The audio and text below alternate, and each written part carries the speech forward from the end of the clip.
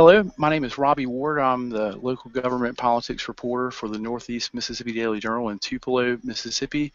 I'm joined today with Kyle Kondik.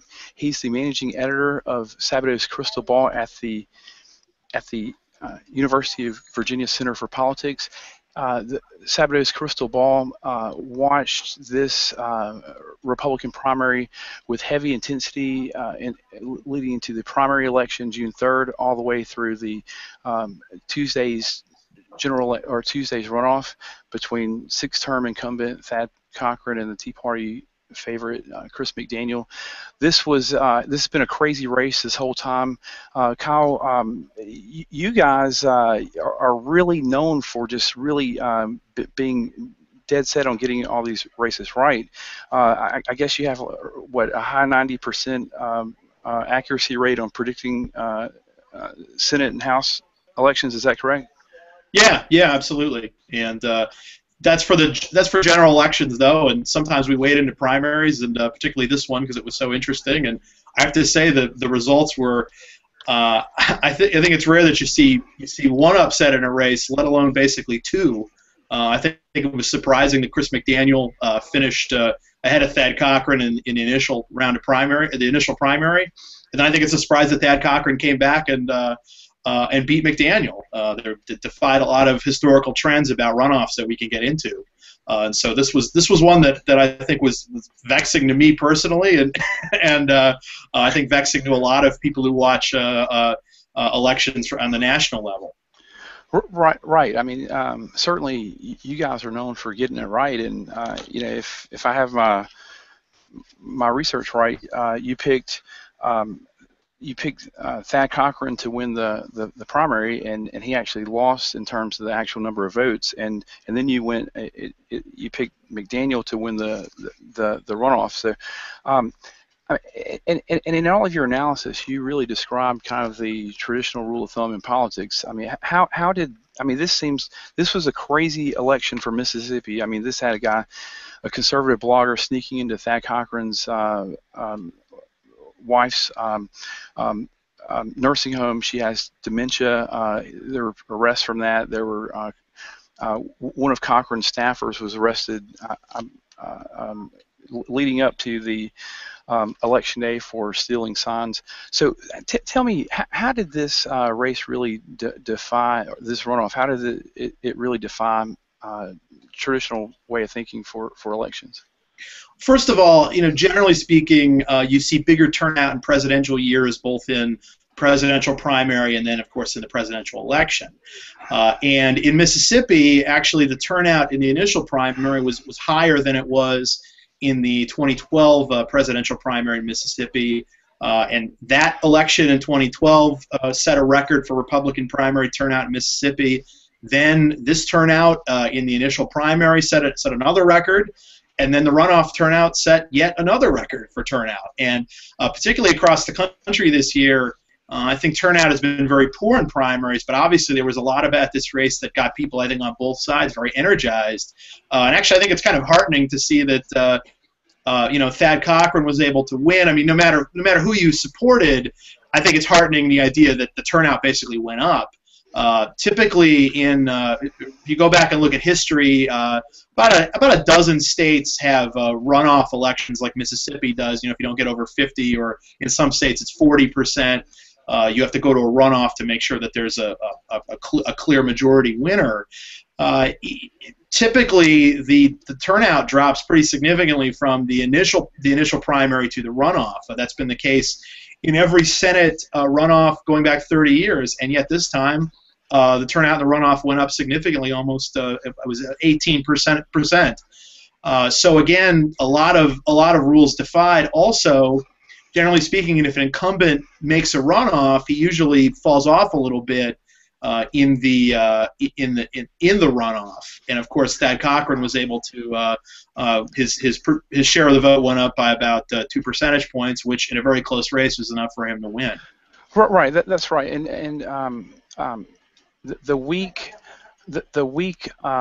of the primary election, June 3rd, I believe it was on the Thursday or Friday after the actual election, I spoke with Haley Barbour, and he did, and I posed that same point to him, that traditionally runoff elections have fewer participants, and he said that's usually right, but the actual primary election had the two heavy hitters. It had Cochran, it had McDaniel, and it had an extremely minor third candidate who got 1.5%. So Barbour said that that's right. It's the traditional rule of thinking, but with this, you had two guys that essentially went head-to-head in the primary, and so Tuesday was the rematch. And Barbour's strategy was to just expand the voter capacity for the runoff by appealing to Democrats,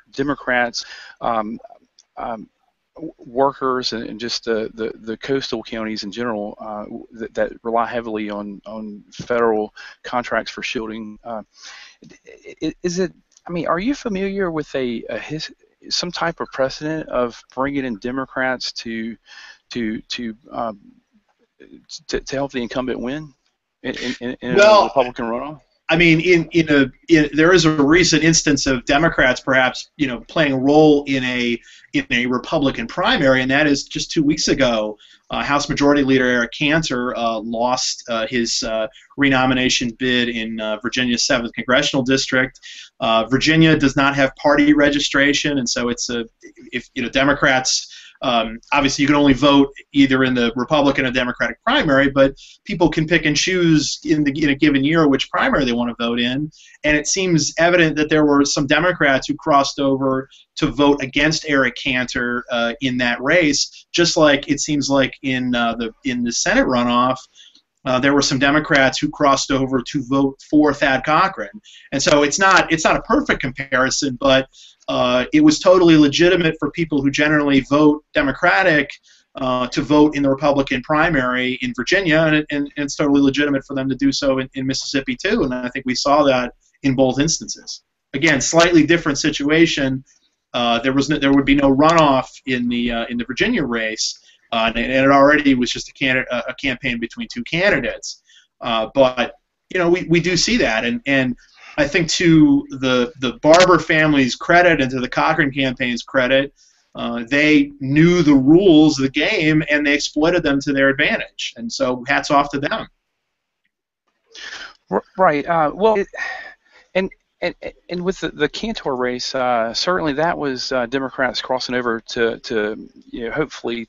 And successfully they knocked Cantor out, but by all indications, Thad Cochran prior to last night seemed to have no worries to defeat to losing to former Congressman Travis Childers, the Democrat in the general election. But so I mean, this was Democrats voting in the Republican runoff for the actual Republican expected to just maul over the Democrat in the general election. So does this seem like Robbie, this just a fear?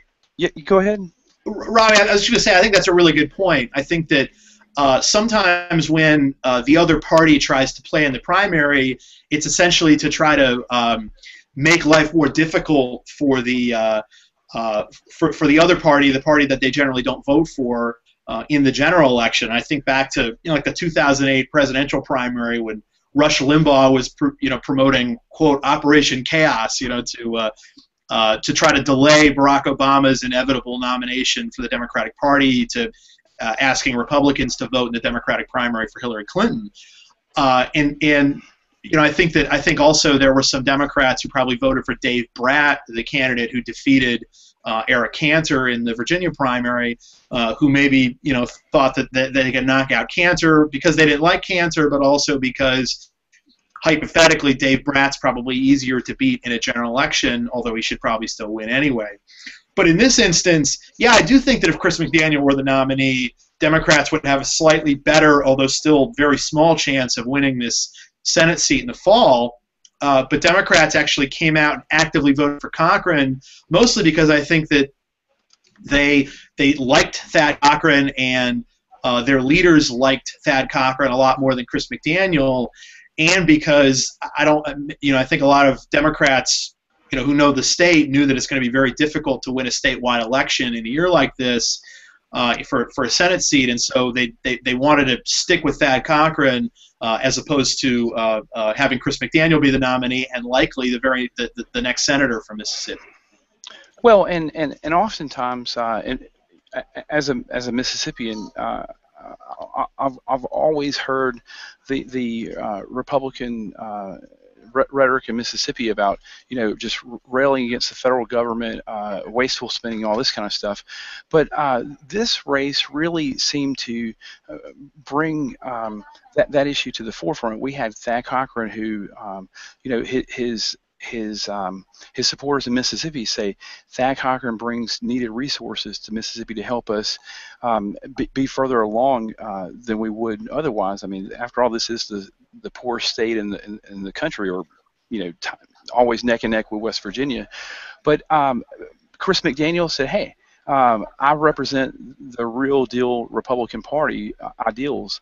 And did you see this as kind of a matchup of kind of Tea Party extreme seriousness about cutting the federal budget or federal spending versus more pragmatic Mississippi Republicans interested in maintaining the federal resources to help provide jobs and research and everything else that Cochran's brought through the years? Yeah, I think that this was definitely the Cochran folks made this election a choice between pragmatism and pragmatism on their side and ideology on the McDaniel side. And I think that's a comparison, frankly, that McDaniel welcomed. I think partially because the McDaniel folks didn't think that the Democrats would turn out for Cochran, I think, the way that they did. And frankly, it was a surprise. It was a surprise to me, too. And so I think it's easier to kind of run to the center in the runoff when generally Republicans run to the right in a primary because the primary is open. And so there was an ability to expand the electorate and to make different arguments to different kinds of voters and again, to sort of stress pragmatism in the primary as opposed to ideology. It was just it's something you don't see a lot, and it turned out to be very successful for Cochran. And this is certainly the national narrative seems to have been leading up to this race that this Mississippi's Republican primary was ground zero for the Tea Party movement. They saw Chris McDaniel as their best chance nationally to have another Tea Party champion in the Senate. So Haley Barbour said, they wanted a scalp and they wanted Thad Cochran's scalp. So is the Tea Party dead? Did you say is the Tea Party dead? Is the Tea Party dead? So no, I don't think so. I mean, if you look at this with glass half full for the McDaniel campaign, they got 49% of the vote twice against a six-term incumbent. If you go back historically, it's just very difficult to beat incumbents. Since the end of World War II, only 5% of incumbent senators who sought another term were denied renomination by their own party in either a convention or in a primary. And so to perform as well as McDaniel did against Cochran, I think is still pretty impressive. And I think also we've seen across the country that while the so-called Tea Party, the kind of more anti-establishment forces in the Republican Party, haven't really notched any wins against incumbents this year, except maybe for Eric Cantor. They are pushing the establishment to fight in these races when typically incumbents will skate to renomination. And so I think there continues to be kind of a long struggle for the heart and soul of the Republican Party that frankly has been going on for a long time. I mean, you could trace the Tea Party back to really to Barry Goldwater in 1964, or even going back further to the World War II era and sort of the battle between isolationists in the Republican Party, who would sort of be the same people who are kind of Tea Party today, versus the kind of Eastern establishment, which again I think is still very much present in the Republican Party. And so this is not, I wouldn't I wouldn't draw a ton of sweeping conclusions from a race where the results didn't change a whole lot. It was super close 3 weeks ago, and it was super close on Tuesday. It's just that the results flipped, and Thad Cochran got renominated. Well, and kind of along those lines, we had certainly an online broadcast last night for the election returns, and when we broadcast Chris McDaniel's speech, we anticipated a concession speech, but instead what we got was a fire and brimstone Tea Party revival, asking people to not give up and to keep having faith. And McDaniel said they were going to look into any type of legal options out there to see if there was election law violated, and that's questionable if he'll have success at that. But what is this? What is this?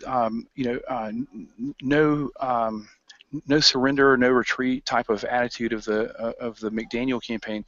What does that do headed into the general election, provided there's no legal challenges? Does this make Thad Cochran vulnerable against Democrat chillers? I doubt it, because ultimately Mississippi is a very polarized state. White voters were about 90% for Mitt Romney in 2012. Black voters were about 95% for Barack Obama. I think that the McDaniel folks will probably get over it and either stay home or vote for Thad Cochran. I don't think Cochran is really in much trouble in the general election. As for McDaniel, if he was interested in playing nice, he wouldn't have ran, because there's a whole lot of other Republican office holders and officials in Mississippi who have been eyeing Thad Cochran's Senate seat for a long time, waiting to pounce when he retired. And Thad Cochran made the somewhat surprising decision at the time to pursue a seventh term. And so all of those other possible contenders got out, except for Chris McDaniel. McDaniel, by running, McDaniel has already kind of burned bridges with the establishment, which he doesn't really like anyway. So I guess maybe it's not all that surprising that he was probably upset and surprised that he lost. And also, this is an ideological fight for him, and so again, he's not really interested in playing nice, after the fact. Particularly because I think, and we were talking about this before we went on the air, there is a lot of anger amongst kind of the Tea Party crowd in Mississippi that Democrats may have very well put Cochran over the top, but ultimately it's kind of sour grapes, because there's no real indication that the Cochran folks did anything illegal. Obviously, if that happened, then maybe that'll come out later. But they decided to pursue Democrats and try to expand the electorate, and they succeeded in it. I mean, those are what the rules are. If Mississippi Republicans don't like it, they could change the rules for the primary. Well, and beyond this primary election between McDaniel and Cochran being just incredibly fascinating political theater, beyond the Magnolia State, does this have any real implications leading into other elections this year, and also does it have implications on the national political level? I think that if McDaniel had ultimately won, it would have led to this sense that the sky is falling for incumbents, particularly because a hypothetical Cochran loss would have come just 2 weeks after Eric Cantor lost his primary. And sort of the feeling before the Cantor upset was that the so-called Republican establishment had kind of struck back against the Tea Party. And I think Cantor combined with Cochran potentially losing would have sort of changed that narrative. But as it stands now, 275 House incumbents on both sides have run for renomination. 273 of them have been renominated, and 18 U.S. senators have ran for renomination so far in the primary process, and all 18 of them have won. And so again, the power of incumbency is still really powerful, and I do think that Cochran's power of incumbency and the connections that he and the Barbour family have, I think ultimately helped get him over the finish line in this race. And for the anti-establishment forces in the GOP, I think one lesson they could take is to try to mimic the organizational prowess of people like the Barbours, even if they don't necessarily agree with them on practical policy matters. Right. And Kyle, I see that on our questions, Mike Hotchkiss has asked us a question. He mentioned how Trent Lott and Tom Daschle came out this week with a call for more cooperation in Congress. McDaniel was proudly on the other end of the spectrum. Is there any momentum for either more cooperation or more just no compromise nationally? Does this move the national political pull for or against compromise? I think if members feel afraid of losing in primaries, they're probably a little bit less willing to go to the middle. And so the fact that Cochran won and didn't lose maybe alleviates a little bit of the fear created after the Eric Cantor loss 2 weeks ago. That said, American politics is very partisan and polarized today, and in particular, I mean, we looked at politics as being partisan and polarized, but if you really dig into opinion research, the public's pretty polarized too. And again, it's pretty clear in a state like Mississippi that's very polarized politically along racial lines, that there's not a lot of overlap and not a lot of opportunities for compromise, both amongst the citizens and then I think by extension the people that they elect to office. And so I think that the country is certainly in need of some workable compromise solutions to the multitude of problems that the country faces, but our system is not really set up to handle that, and the voters are partisan and the people they elect are partisan, and that's a little bit of a change maybe from how things were a generation or two ago. So I would say not to be too big of a pessimist about it, but I think that we're in kind of a period of gridlock for all sorts of reasons, and there's not a whole lot of reason to expect that that's going to change, at least in the short term. Sure, and many of Cochran's surrogates in his campaign, that they really emphasized the super PACs, the outside expenditures in this race in support of McDaniel, and to me it seemed a little disingenuous, because if you look at contributions to Thad Cochran, he has a tremendous amount of PAC money and outside money but it seemed that the difference between the PAC supporting one or the other, Cochran's was more towards industry, certain sectors, agriculture, whereas McDaniel's funding was strictly, or the PAC, super PAC support was almost exclusively in the ideological sense. And this has been almost unprecedented in Mississippi with the super PAC outside expenditures. Is this something that's just a part of national elections that's going to be here to stay? Yeah, I think so. I think particularly because on the McDaniel side, I think a lot of outside kind of anti-establishment conservative groups like the Club for Growth and the Senate Conservatives Fund, who will sometimes support challengers to incumbents that they don't like, and Thad Cochran was an incumbent they didn't like. And so they do get involved. There's a flood of this outside money coming in, but I also think that arguments about money in politics are generally kind of hypocritical on both sides. I mean, as you mentioned, I mean, it's not like the Cochran folks were cash poor in this race. They got a lot more in terms of conventional contributions than McDaniel did, and then the outside groups sort of propped up McDaniel. And the contributions that they got, or the support they got, I think sort of mirrored the kinds of campaigns and campaign messages they were pushing. I mean, Cochran is more of a favorite of industry because he's not someone who's going to really rock the boat on spending. There's a lot of big business who doesn't want to see massive slashes in government spending.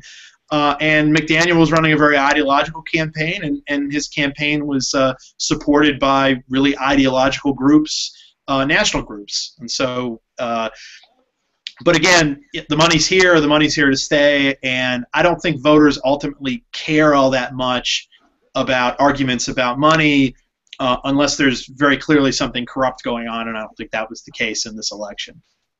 Sure, and also in terms of the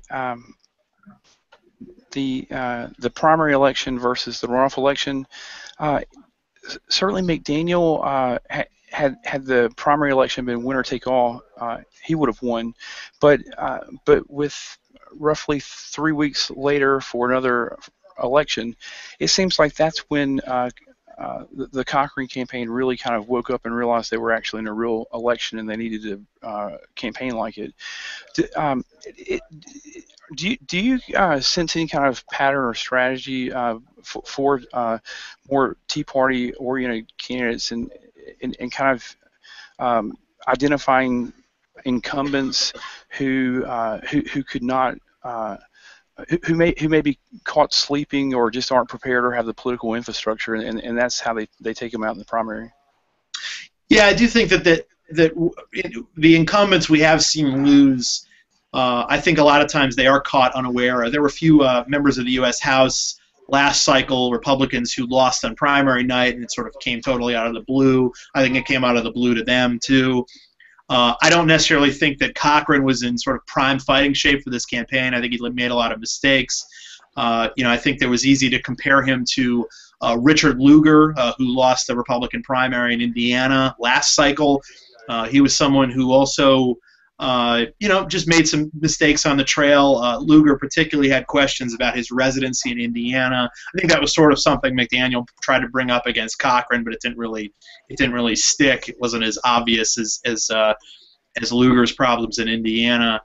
And so, yeah, I do think that if, generally speaking, if the incumbent sees the challenge and works hard to defeat it, he'll win. And I don't necessarily agree with you that the Cochran people didn't see the initial runoff result coming. I mean, I think they thought they would win, but just in conversations with national Republican types, I think they were taking the race very seriously for many months beforehand. Now, perhaps the Barbour family was taking it more seriously than the actual incumbent was, but I do think that the Cochran forces as a whole certainly saw the challenge coming and recognized it. Now, I think they also stepped their game up from the period between the primary and the runoff, but I don't think they were caught sleeping necessarily. Well, and I guess maybe a little clarification. I mean, certainly when they saw Chris McDaniel making his announcements throughout the state, they were serious about it. But this was the first serious election that Cochran had really faced since I believe it was 1982 or so, and so I would believe that even Cochran's campaign would say that he didn't have the political campaign infrastructure in place prior to really suspecting that he would have a serious challenger in the Republican primary. So I do agree, and from their campaign team, I know they very much said they were taking McDaniel seriously, but when you go so many elections without a serious primary or general election opponent, I mean, isn't it easy to get your campaign or your political team rusty? Yeah, I mean, politics, like any other thing, demands practice, and Cochran hadn't had to run a hard race in 30 years, and so I do think that that's part of it. And again, I agree with you that they very clearly figured out a new strategy after the runoff, and one that ended up working. But again, I do think also that there was an awareness nationally, I think in Mississippi too, that the McDaniel challenge was real. Now maybe the fact that he finished first in the in the runoff was something of a surprise, but I think we all thought it would be was going to be competitive. Okay, well Kyle, I see that we're running over in our time scheduled. I really have to appreciate your willingness to stop by with a little post-election deconstruction, and I'm going to be very generous right now for everyone that's watching. I'm going to give you a chance to redeem Sabado's crystal ball. So who is it going to be in Mississippi's general election? Oh, I think Cochran should be in pretty good shape. You know, we'll see. Okay, great. Thanks a lot. Perhaps we'll check in a little later. Yep. Thanks, Robbie. Thanks.